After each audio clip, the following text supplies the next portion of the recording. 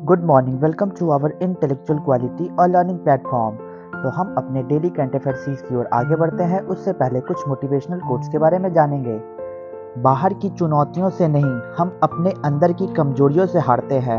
तो आपको अपनी कमजोरी को दूर करना है और निरंतर प्रयास करते रहना है। सफलता एक दिन अवश्य मिलेगी। तो इसी के साथ हम अपने डेली करंट अफेयर सीरीज की ओर आगे बढ़ते हैं। उससे पहले आप सभी लोग टेलीग्राम ग्रुप पर जुड़ जाइएगा। यहाँ पे आपको सारे पीडीएफ प्रोवाइड होंगे हमारे यूट्यूब सेशंस के। तो चलिए 13 फरवरी 2024 के सारे करंट अफेयर्स को हम डिटेल में कवर करेंगे, तो वीडियो के अंत तक बने रहिएगा।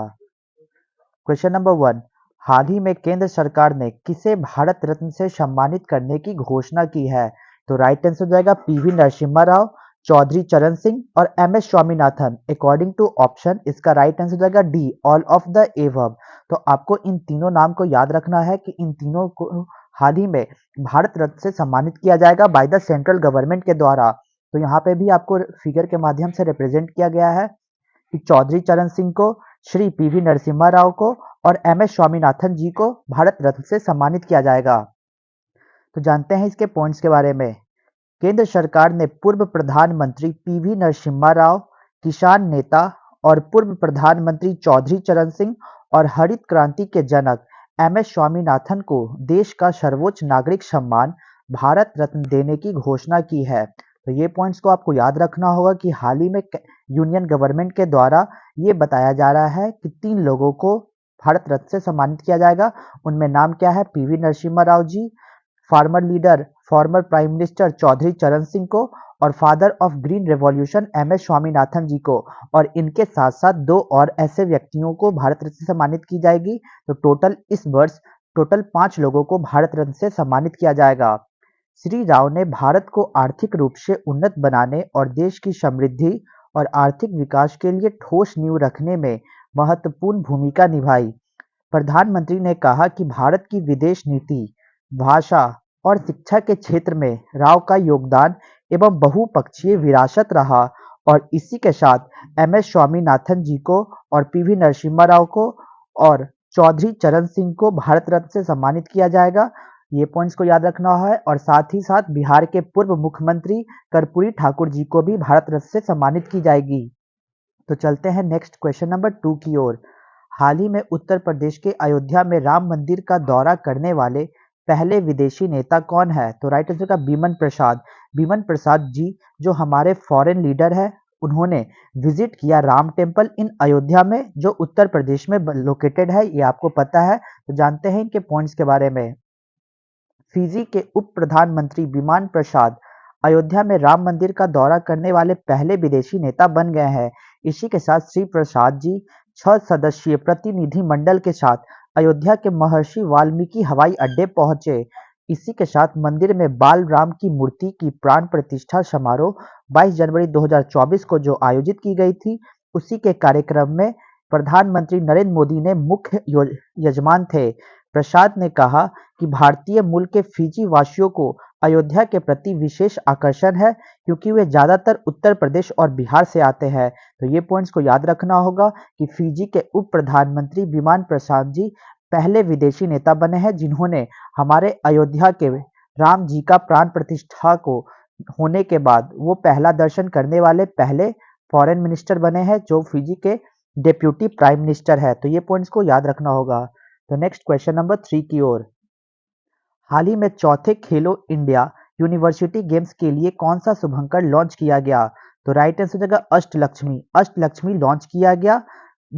फोर्थ खेलो इंडिया यूनिवर्सिटी गेम का जो मैस्कोट था उसको लॉन्च किया गया। उसका नाम क्या है? तो अष्टलक्ष्मी रखा गया है। तो जानते हैं कि फोर्थ खेलो इंडिया गेम्स कहाँ पे आयोजन की जा रही है? तो असम के मुख्यमंत्री डॉक्टर हेमंत बिश्व शर्मा ने 8 फरवरी 2024 को गुवाहाटी में चौथे खेलो इंडिया यूनिवर्सिटी गेम्स का प्रतीक, गान, जर्सी और मशाल जारी किया। इसी के साथ इस अवसर पर केंद्रीय मंत्री निशीथ प्रामाणिक उपस्थित थे। शुभंकर, जिसका नाम रखा गया था अष्टलक्ष्मी, ये एक पंखों से सजी एक तितली का प्रतिनिधित्व करता है, जो पूर्वोत्तर भारत की विविध सुंदरता को मनोरम प्रतिनिधित्व करता है।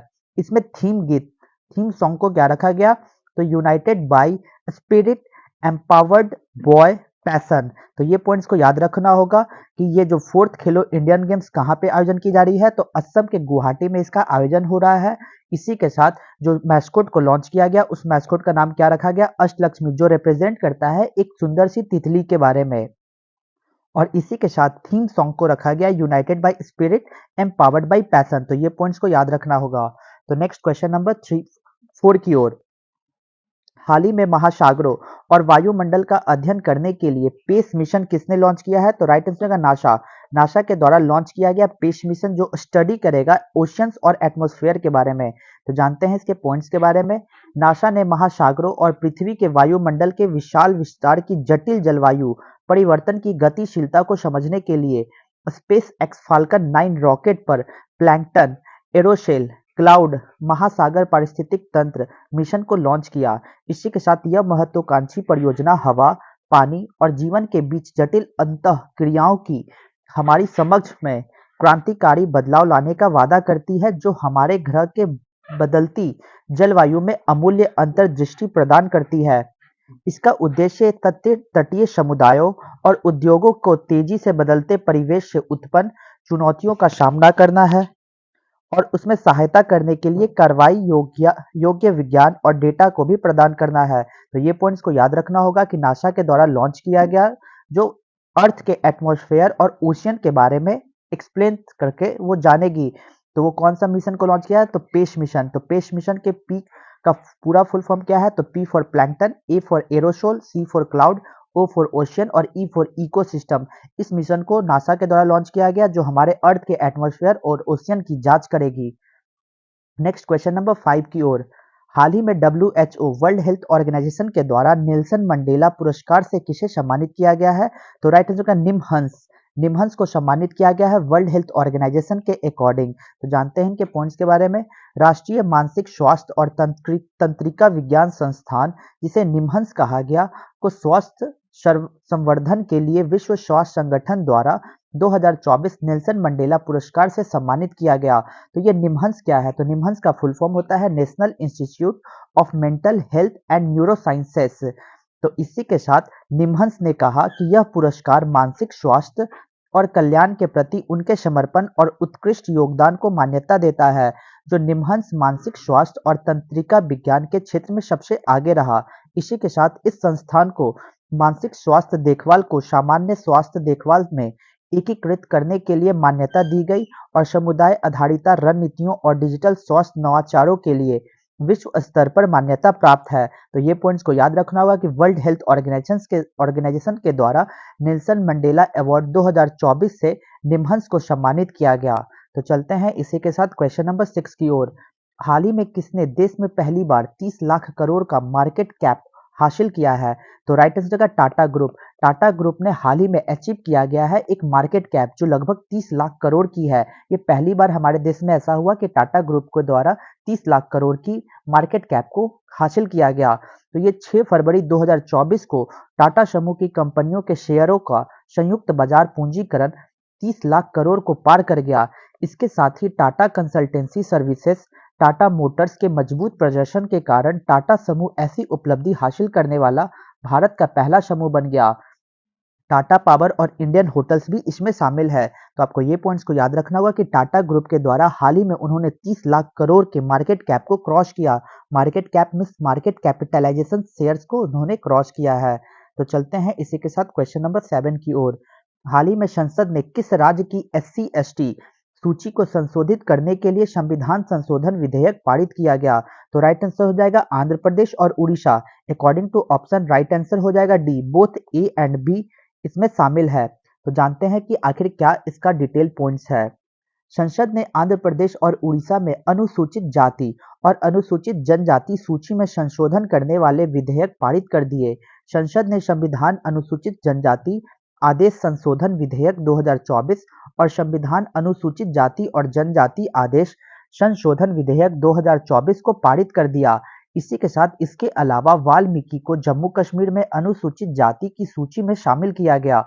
आंध्र प्रदेश में बोंडो पुरजिया, खोंड परोजा और कोंडा सवार समुदायों को अनुसूचित जनजाति की सूची में शामिल किया गया।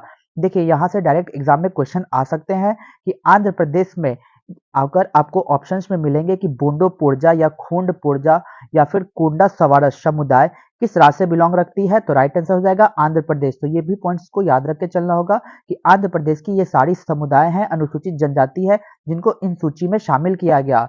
इसी के साथ ये भी पॉइंट्स को याद रखना होगा कि वाल्मीकि भी एक ऐसी समुदाय है जिनको जम्मू कश्मीर की ये समुदाय है जिनको अनुसूचित जाति में कैटेगरी में लिस्ट किया गया है। तो ये पॉइंट्स को याद रखना होगा कि संसद के द्वारा भी हाल ही में 2 विधेयक को पास किया गया जो आंध्र प्रदेश और उड़ीसा के अनुसूचित जाति और जनजाति से संबंधित रखती है। नेक्स्ट क्वेश्चन नंबर 8 की ओर। हर वर्ष विश्व दलहन दिवस कब मनाया जाता है? When is world pulses day celebrated every year? तो राइट आंसर होगा 10 फरवरी। हम लोग हर वर्ष 10 फरवरी को वर्ल्ड पल्सेस डे के रूप में सेलिब्रेट करते हैं। तो जानते हैं इनके पॉइंट्स के बारे में। हर साल 10 फरवरी को विश्व दलहन दिवस मनाया जाता है जो वैश्विक स्तर पर दालों के महत्व और इससे मिलने वाले पौष्टिक तत्वों को ध्यान में रखते हुए इस दिन की शुरुआत की गई थी। और इसी के साथ इस वर्ष 2024 में विश्व दलहन दिवस की थीम को क्या रखा गया था? जो दलहन, पौष्टिक मिट्टी और लोग, ये थीम रखी गई थी और थीम का उद्देश्य था कि स्वस्थ मिट्टी और लोगों की कुंजी के रूप में दालों के बारे में जागरूकता बढ़ाना। तो अकॉर्डिंग टू इंग्लिश मैं आपको रिप्रेजेंट करता हूं कि इस वर्ष 2024 की थीम रखी गई थी ऑफ वर्ल्ड पल्सेस डे का, जो pulses nourishing soils and people, और थीम्स जिसका उद्देश्य था लोगों को जागरूकता बढ़ाना, raise awareness about the pulses, दालों के बारे में जो सबसे की फैक्टर है हेल्दी सॉइल एंड पीपल। तो ये भी पॉइंट्स को याद रखते हुए चलना होगा।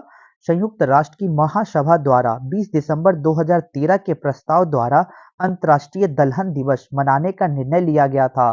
तो अंतर्राष्ट्रीय दलहन दिवस पहली बार वर्ष 2016 में मनाया गया था, जो बाद में संयुक्त राष्ट्र महासभा ने 10 फरवरी 2019 को विश्व दलहन दिवस के रूप में मनाने का प्रस्ताव पारित किया, जिसके बाद 10 फरवरी को दाल दिवस मनाया जाता है। तो ये कुछ ऐतिहासिक बैकग्राउंड थे अकॉर्डिंग टू किस तरीके से वर्ल्ड पल्सेस डे को पूरे विश्व में सेलिब्रेट किया जाता है। तो ये कुछ पॉइंट्स थे और आपको ये भी पॉइंट्स याद रखना होगा कि वर्ल्ड पल्सेस डे हर वर्ष 10 फरवरी को सेलिब्रेट करते हैं और एग्जाम में थीम से भी डायरेक्ट क्वेश्चंस बनते हैं कि 2024 का वर्ल्ड पल्सेस डे का थीम क्या रखा गया था? तो pulses nourishing soils and people. तो ये पॉइंट्स को याद रखना होगा। तो चलते हैं रिवीजन बैच की ओर। 13 फरवरी 2024 के सारे करंट अफेयर्स को रिवीजन मोड में कवर करेंगे। Question number 1। हाल ही में किसने मुख्यमंत्री वयोश्री योजना 2024 के तहत 3,000 रुपए की वित्तीय सहायता की घोषणा की है? तो राइट आंसर है महाराष्ट्र। महाराष्ट्र के द्वारा 3,000 मुख्यमंत्री वयोश्री योजना के तहत 3,000 रुपए की घोषणा की है। Question number 2। हाल ही में bounce of joy program Rajasthan के द्वारा शुरू किया गया। Question number 3। फीफा फुटबॉल विश्व कप 2026 के क्वालिफायर मैच हैदराबाद में कराई जाएगी। Question number 4।